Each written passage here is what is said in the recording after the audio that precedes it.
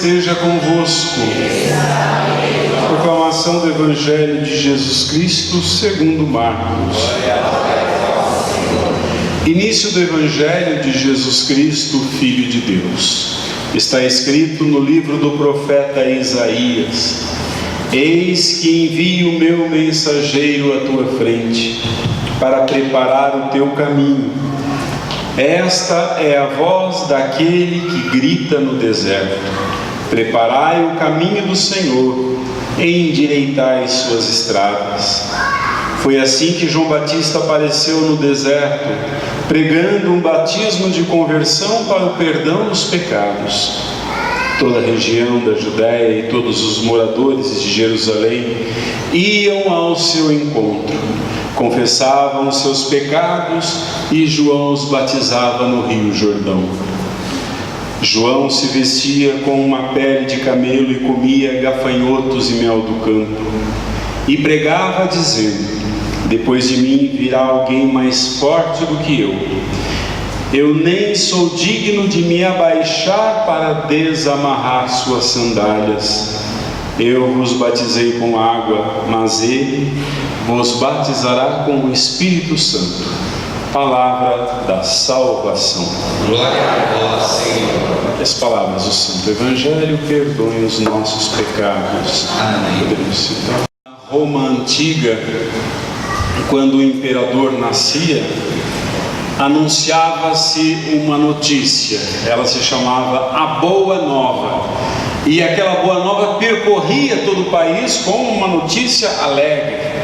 Marcos, no Evangelho de hoje, usa uma linguagem que era comum para as pessoas daquela época, para fazer um anúncio, não um anúncio político, não um anúncio de um imperador, mas Marcos então faz o anúncio do nascimento do Salvador.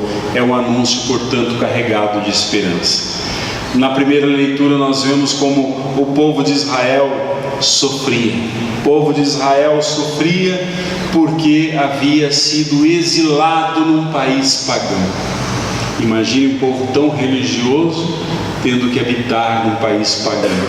Lá eles não podiam cultuar ao seu Deus, lá não podiam, enfim, ser eles mesmos. Meus irmãos, a pior forma de opressão é quando alguém não nos deixa ser nós mesmos. Quando nós temos que fingir que somos outra pessoa, quando nós temos que calar aquilo que nós somos. É terrível, né? É terrível não poder expressar aquilo que gostaríamos de expressar. E esta era verdadeiramente a condição do povo de Israel no exílio. Os judeus costumavam ficar à beira dos rios da Babilônia, porque do outro lado, bem longe, ficava o seu país. Então o que eles faziam? Se sentavam à beira do rio para chorar. Sentavam-se ali com saudades do seu lar. Não se sentiam mais, quando as pessoas diziam: cantem os cânticos de Jerusalém, eles diziam: como cantar o canto do Senhor numa terra estranha? E eles não tinham nem vontade de cantar ou de cultuar o seu Deus, não tinham vontade. Quando nós estamos vivendo na nossa vida um momento de muito sofrimento, a gente não tem nem vontade de rezar, não tem nem vontade de rezar, não tem nem espiritualidade mais. Assim estava esse povo. A mensagem de Isaías ali, no meio daquele povo, é uma mensagem do advento. Ele diz assim: consolai, consolai o meu povo, falai ao coração de Jerusalém e dizei em alta voz: a sua escravidão acabou. Meus irmãos, quando o povo escutou aquela notícia de Isaías, o povo saiu gritando um ao outro, falando um para o outro essa boa nova, essa boa notícia: Deus nos perdoou. Deus esqueceu-se de nossas faltas, agora estamos livres, e a alegria voltou. O Papa Francisco, comentando essa passagem, disse: este é o mistério da igreja, Deus que consola seu povo. O Senhor consola humildemente, de maneira escondida. Deus nos consola na intimidade do nosso coração. Uma coisa comum na leitura da primeira leitura do Evangelho, qual é a coisa comum que tem entre as duas leituras? O deserto. Muito bem, parabéns. O deserto. Olha, o povo estava exilado na Babilônia. Sabe quantos quilômetros em linha reta é da Babilônia de Jerusalém até Babilônia? 750 quilômetros. O problema é que não dá para ir em linha reta, porque a região é muito acidentada. Portanto, tinham que fazer um outro caminho, e esse outro caminho dava 1.330 quilômetros de distância. Esse era o caminho mais fácil, né? Nesse caminho havia vários desertos, ainda há vários desertos, e as pessoas então, quando foram exiladas, elas saíram a pé, ou de cavalos, ou de camelos. O profeta Esdras conta que a viagem teria durado cerca de 5 meses. Uma coisa muito interessante: o mesmo deserto pode significar muitas coisas. No Evangelho a gente vê isso, né? Deserto é o lugar onde Jesus ia orar e ao mesmo tempo onde ele ia ser tentado. Aqui também é a mesma coisa. O mesmo deserto significa várias coisas, vários sentimentos. Quando eles foram atravessar o deserto, eles foram chorando. Depois, quando voltarem, eles voltarão cantando no deserto. O mesmo deserto. O Salmo 126 registra esse momento dizendo: aqueles que saíram chorando, mas quando voltaram cantando. Salmo 126. O caminho do deserto é um tempo. Caminho do deserto significa tempo. É um tempo permitido por Deus para que alguém reflita sobre a sua própria condição. É nesse sentido que as leituras dizem: preparai no deserto um caminho.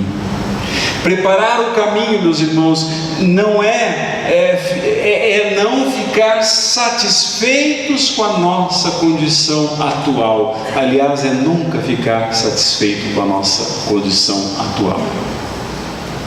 Interessante como tem gente enganada, né? Nossa, quando a gente propõe um caminho novo, as pessoas dizem assim: eu já faço demais. Como já faz demais? Você faz de menos, né? O que você faz em comparado com o que Deus fez por você? Você não faz nada. Não faz nada. Se você ficasse 24 horas dentro de uma igreja rezando todos os dias, sem comer nem beber, mesmo assim você não chegaria a 1% daquilo que Deus fez por você.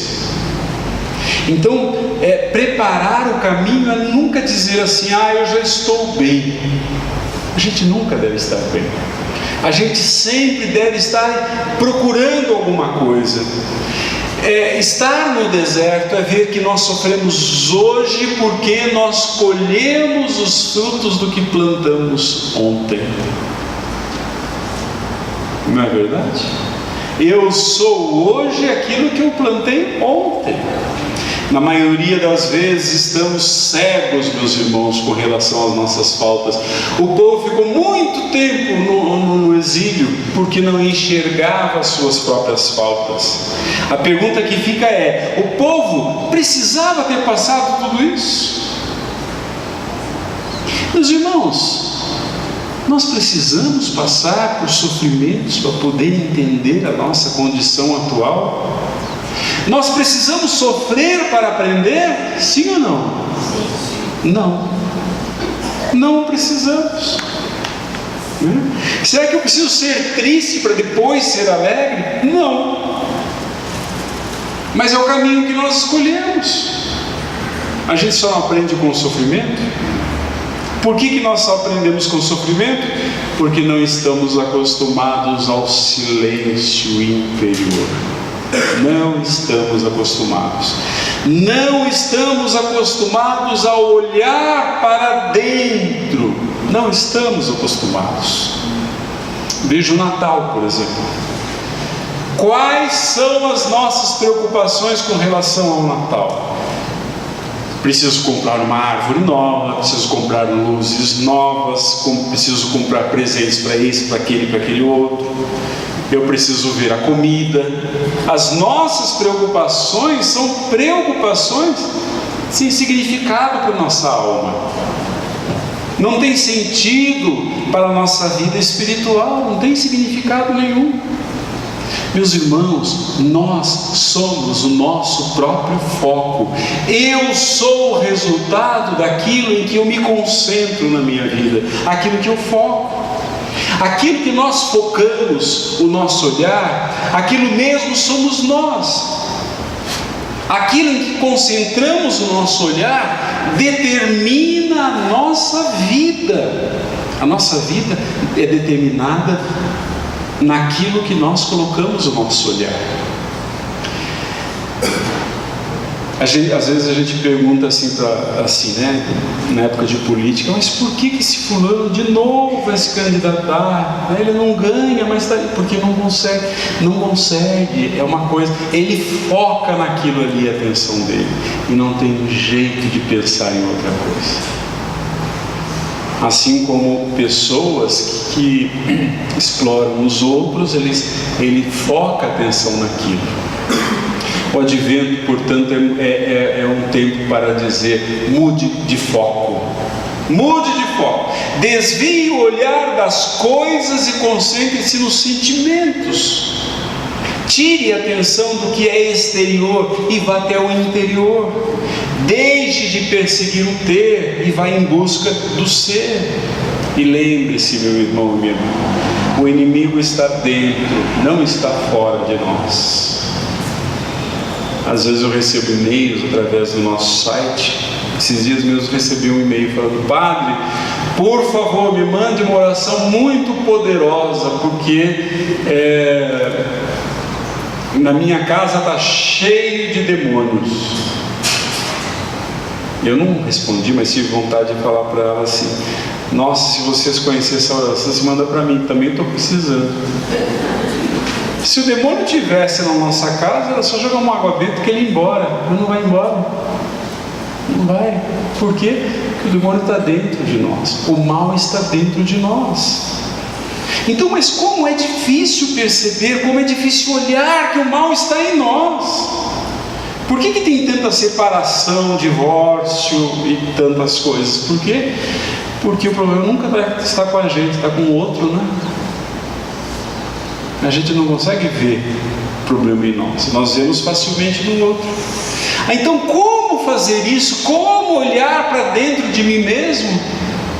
São João Batista, no Evangelho de hoje, dá uma receita: o Espírito Santo vos fará entender todas as coisas. Ele disse: eu vos batizo com água, mas aquele que vem vos batizará com o Espírito Santo.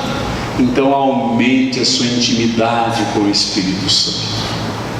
Intimidade, não é reza, não é aumente a reza, aumente a intimidade com o Espírito Santo. Convide-o para vir na sua vida, convide para estar com você. Aumente seus momentos de silêncio, de oração, de meditação. Dia 8 agora nós fundamos uma comunidade que se chama Filhos e Filhas de São Bento. Por que São Bento? Porque nós queremos, como um grupo, buscar o silêncio, buscar a meditação, buscar a oração. O silêncio, meus irmãos, cura o nosso interior, cura a nossa vida. Ontem eu estava lá num grupo de padres e eles estavam me perguntando como fazer quando o padre mais jovem começa a perguntar para a gente como fazer, porque a gente está velho. Então eles estavam me perguntando como fazer de apresentar um caso. Nesse caso, como fazer? Eu falei assim, a gente está muito mal acostumado a dar conselho, né? Não tem que aconselhar nada.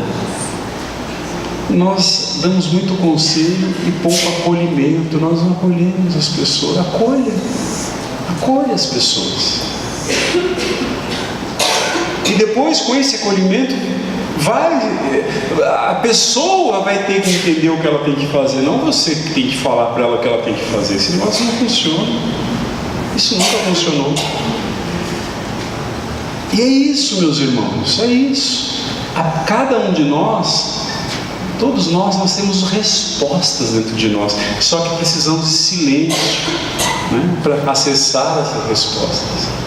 Então nós estamos começando aqui nessa paróquia essa comunidade, né, de oração, de silêncio, muito bom. Depois, se quem quiser fazer parte, se filiar à associação, venha conversar aqui com a Glória aqui na frente, né, e venha se informar, venha fazer parte também. Nós precisamos de silêncio interior. Nós precisamos abrir espaço em nosso coração. Sabe por quê? Porque senão, se você não for pelo caminho mais fácil, você vai ter que andar pelo deserto, que é o caminho mais difícil. Então para quê? Nós precisamos sofrer para aprender? Não. A gente acha que vai aprender com o sofrimento? Depende. Tem gente que sofre e não aprende. Não é o sofrimento que nos faz aprender, é a consciência que nós tomamos, e só com o silêncio e com a oração. Creio em Deus Pai Todo-Poderoso, Criador do céu e da terra, e em Jesus Cristo, seu único Filho, nosso Senhor, que foi concebido pelo